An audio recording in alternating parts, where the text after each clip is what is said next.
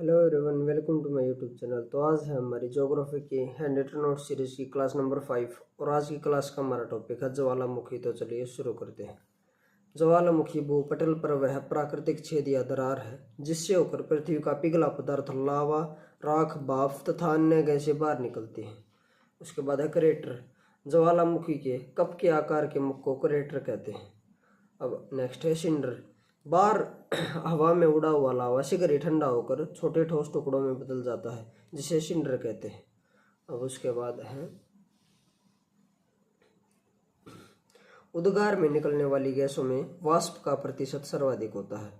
और उद्गार अवधि अनुसार ज्वालामुखी 3 प्रकार के होते हैं: सक्रिय ज्वालामुखी यानी कि एक्टिव वोल्केनो, प्रसुप्त ज्वालामुखी यानी कि डोरमेंट वोल्केनो और शांत ज्वालामुखी यानी कि एक्सटिंक्ट वोल्केनो। अब सबसे पहले हम सक्रिय ज्वालामुखी के बारे में पढ़ेंगे। सक्रिय ज्वालामुखी एक्टिव वोल्केनो, इनमें अक्सर उद्गार होता रहता है। वर्तमान में विश्व में सक्रिय ज्वालामुखियों की संख्या 500 है। इनके उदाहरण हैं इटली का एटना तथा स्ट्रोम्बली ज्वालामुखी, मैक्सिको का कोलिमा ज्वालामुखी। इसमें 40 बार से अधिक बार उद्गार हो चुका है। अगला है किलायू ज्वालामुखी जो कि हवाई द्वीप यूएसए पर है। यह विश्व का सबसे अधिक सक्रिय ज्वालामुखी है। उसके बाद है इंडोनेशिया का माउंट मेरापी ज्वालामुखी, अंडमान निकोबार का बैरन द्वीप, अलास्का का माउंट कटमी और ग्वाटेमाला का सांता मारिया ज्वालामुखी। अब उसके बाद हम प्रसुप्त यानी कि डोरमेंट वोल्केनो के बारे में पढ़ेंगे। ऐसे ज्वालामुखी जिसमें निकट अतीत में उद्गार नहीं हुआ है लेकिन इनमें कभी भी उद्गार हो सकता है। इनके उदाहरण हैं विसुवियस ज्वालामुखी, क्राकाटोवा, जापान का फ्यूजियामा और फिलीपींस का मेयन ज्वालामुखी। अब उसके बाद है शांत ज्वालामुखी।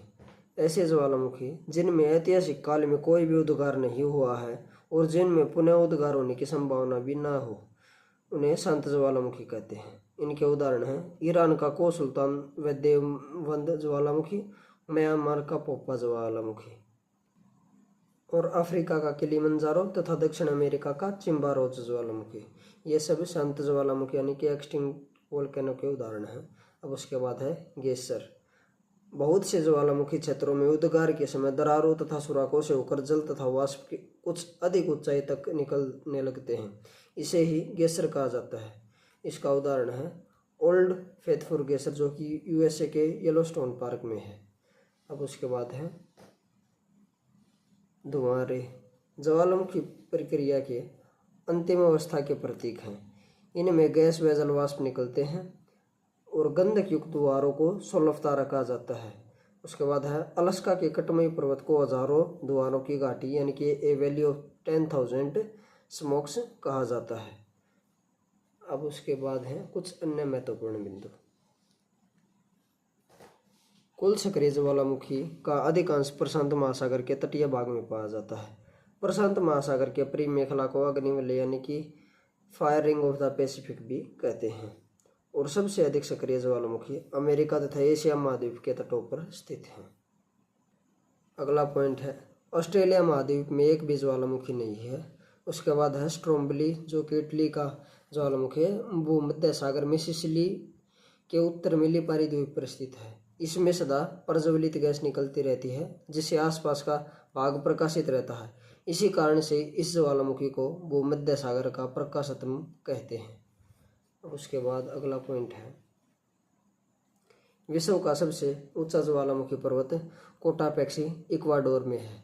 और विश्व का सबसे अधिक ऊंचाई पर स्थित सक्रिय ज्वालामुखी ओजस डेल सालाडो है। यह एंडीज पर्वतमाला में अर्जेंटीना और चिली देश की सीमा पर स्थित है। उसके बाद है विश्व का सबसे ऊंचाई पर स्थित शांत ज्वालामुखी एकांकागुआ एंडीज पर्वतमाला पर ही स्थित है। और इसी के साथ ये टॉपिक खत्म होता है। अगर आपको वीडियो अच्छी लगे तो वीडियो को लाइक एंड शेयर करें, तो चैनल को सब्सक्राइब करें। Thank you.